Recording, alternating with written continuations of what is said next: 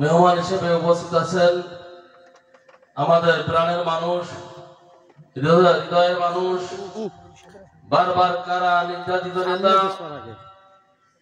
বাগেরহাট জেলার সাবেক সভাপতি এম এ সালাম সাহেব বিএনপি। উপস্থিত আছেন বাগেরহাট সদর উপজেলার চেয়ারম্যান আব্দুল মালিক সাহেব। উপস্থিত আছেন আমাদের মঞ্চে গোটাপাড়া ইউনিয়নের সাবেক চেয়ারম্যান বাসারাত হাওলাদার।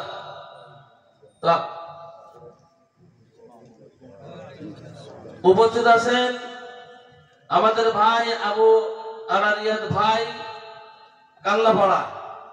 এখন আপনাদের সামনে সংক্ষিপ্ত বক্তব্য নিয়ে আসছেন বাগেরহাট জেলার সাবেক সভাপতি, বারবার কারা নির্যাতিত নেতা এম এ সালাম সাহেব। বিসমিল্লাহির রহমানির রহিম। সম্মানিত উপস্থিতি, আসসালামু আলাইকুম। আপনারা অনেকক্ষণ ধরে বসে আছেন কষ্ট করে। আমাদের এখানে মাওলানা হেদায়েতুল্লাহ খান আজাদি সাহেব, উনি প্রধান বক্তা। ওনার ওয়াজ শুনেছেন, অনেক ভালো কথা বলেন, অনেক সুন্দর করে কথা বলেন। ওনাদের এটাই সারা বাংলাদেশে বোধহয় সব জায়গায় গিয়েই ওয়াজ করেন, ধর্মের কথা বলেন, ইসলামের কথা বলেন। আমাদের ইসলাম ধর্ম পৃথিবীর শ্রেষ্ঠ ধর্ম, সব কথাই উনি বলেছেন।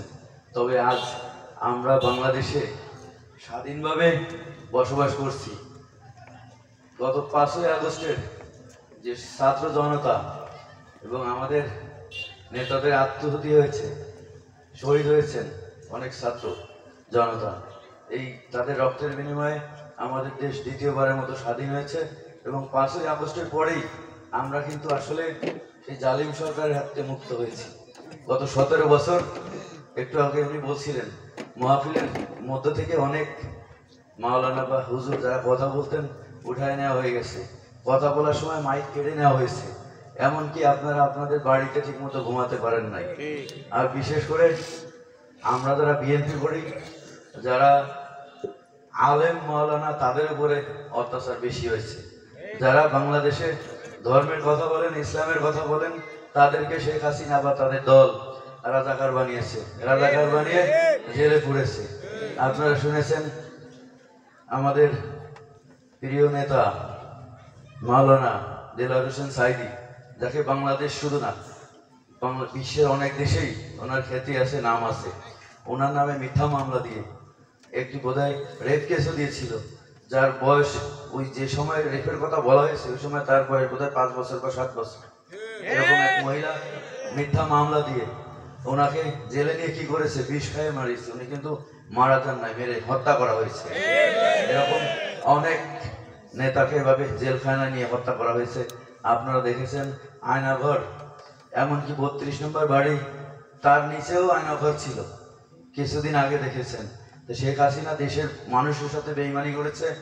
এই আওয়ামী লীগের শুধু শেখ হাসিনা না, ওই মন্ত্রিসভায় যারা ছিল, একটু আগে বলেছেন যে দরবেশ সালমান এফ রহমান, যিনি বাংলাদেশের অনেক মানুষকে কষ্ট দিয়েছেন, শেষ বেলায় উনি দরবেশ সেজে দাড়ি কামায়া ও জেলে সেজে নৌকায় পালাচ্ছিল। আর একজন কে ছিল, আনিসুল হক, বাংলাদেশের আইনকে যারা, যে আমাদের শাসন ব্যবস্থাকে যিনি ধ্বংস করেছে উনি। আপনারা দেখেছেন যে আওয়ামী লীগের যিনি সাধারণ সম্পাদক কাউয়া কাদের অসুস্থ হয়ে গেছিলেন, একবার সাথে সাথে হেলিকপ্টারে করে সিঙ্গাপুরে নিয়ে ট্রিটমেন্ট করিয়েছেন। আর আমাদের নেত্রী বেগম খালেদা জিয়া, তাকে বিনা মিথ্যা মামলায় জেলখানায় নিয়ে অসুস্থ বানিয়েছেন, অথচ তার চিকিৎসার জন্য বারবার আমরা আবেদন করেছি, কিন্তু আইনের ফাঁক দেখিয়ে ওনাকে যেতে দেন নাই। কে করেছিলেন? এই আনিসুল হক। আজ তিনি জেলখানায় ঢুকে ঢুকে মরতেছে, ইনশাল্লাহ জেলখানায় তার মৃত্যু হবে। এরকম অনেক কিছু যারা ওনারা করে গেছেন দেশের জনগণের সাথে, এখনো কিন্তু ইন্ডিয়ায় বসে মোদির কোলের মধ্যে বসে কিন্তু এই ষড়যন্ত্র উনি চালাচ্ছেন। আপনারা দেখছেন গত সপ্তাহে শেখ হাসিনা জাতির উদ্দেশ্যে ভাষণ দিতে গিয়ে কি করছেন, তার ফল বাংলাদেশের মানুষ দিয়েছে। যেদিন কথা বলেছেন বরিশালে তার আত্মীয় স্বজনের বাড়ি ভাঙচুর, 32 নম্বর বাড়িতে কোনো ইট নাই, খুলনায় শেখ হেলাল তার চাচার বাড়িতে কোনো ইট নাই।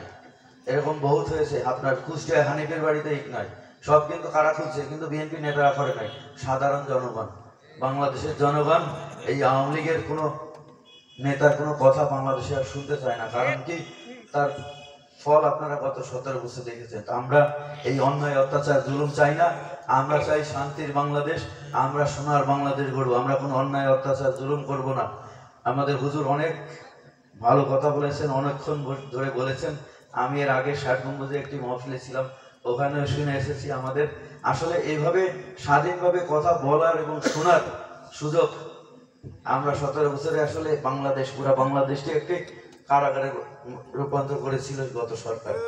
আমরা নিজের ঘরে থেকেও ঘরে শান্তিতে ঘুমাইতে পারিনি। আপনারা এই গ্রামে যারা আছেন, কেউ নৌকায় ঘুমাইছেন, কেউ ঘেরে গিয়ে, কেউ জঙ্গলে গিয়ে ঘুমানো লাগছে, যারা আওয়ামী লীগ করেন নাই। আর আওয়ামী লীগের লোকজন কি করছে, অন্যের জায়গা দখল, সম্পদ লুটপাট, চাঁদাবাজি, হয়রানি, সব জায়গায়। বাংলাদেশে এমনকি কোনো স্কুল কলেজ ঠিক মতো চালাইতে দেন না। স্কুল কলেজের কমিটিতে তারা এসে এই মাদ্রাসার সম্পদ দখল, আপনার মাদ্রাসায় কোনো বা স্কুলে কোনো জায়গায় কোনো উন্নয়নের কাজে সেখানেও টেন্ডারবাজি, চাঁদাবাজি।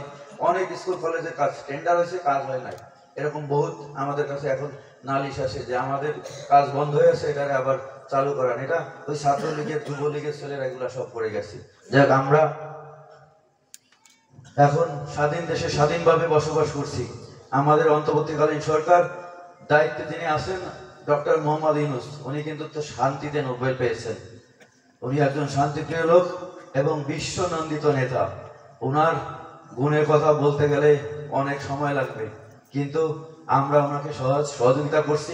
আমাদের দেশে এই শেখ হাসিনা যে সকল আবর্জনা নর্দমা রেখে গেছে, এগুলা পরিষ্কার করার দায়িত্ব এখন ডক্টর ইউনূসের কাছে। উনি এসব পরিষ্কার করবেন এবং একটি সুষ্ঠু নির্বাচনের ব্যবস্থা হবে ইনশাল্লাহ। গণতান্ত্রিকভাবে যে নির্বাচন হবে, সেই নির্বাচনে যে দলই ক্ষমতায় আসুক, আমরা সেই দলের সাথে একসাথে থেকে আমাদের দেশের উন্নয়নের কাজ করবো। আপনাদের কাছে, সবার কাছে অনুরোধ, আমাদের নেতা জনাব তারেক রহমান, আমাদের নেত্রী বেগম খালেদা জিয়া বারবার একটি কথা বলেছেন যে আমরা কোনো প্রতিশোধের রাজনীতি করি না, কোনো প্রতিহিংসার রাজনীতি করব না। আমরা আমাদের দেশের মানুষের কল্যাণের জন্য কাজ করব, কোনো ধরনের কোনো অন্যায় অত্যাচার জুলুম করব না। দয়া করে কেউ মিথ্যা কথা বলবেন না। মিথ্যা, একটু আগে বলছেন সুদখোরের কি সাজা উনি বলেছেন, আপনার একটা মিথ্যার জন্য হাজারো মিথ্যা বলা লাগে।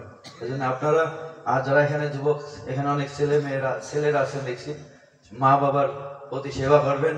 মা বাবার সেবা না করলে আপনারা কিন্তু জনগণের সেবা করতে পারবেন না। এটা হলো মূল প্রথম কাজ, মা বাবার সেবা করা।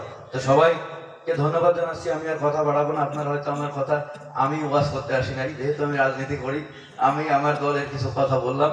আপনারা সবাই ভালো থাকবেন, সুস্থ থাকবেন, দোয়া করবেন। আমাদের নেত্রী বেগম খালেদা জিয়া, উনি এখন লন্ডনে আছেন, চিকিৎসা নিচ্ছেন, সুস্থ হয়ে যেন আমাদের মাঝে ফিরে আসতে পারেন তাড়াতাড়ি, এবং আমরা যেন আমাদের দেশের মানুষের কল্যাণের জন্য আবার কাজ করতে পারি। সবাইকে ধন্যবাদ। আসসালামু আলাইকুম।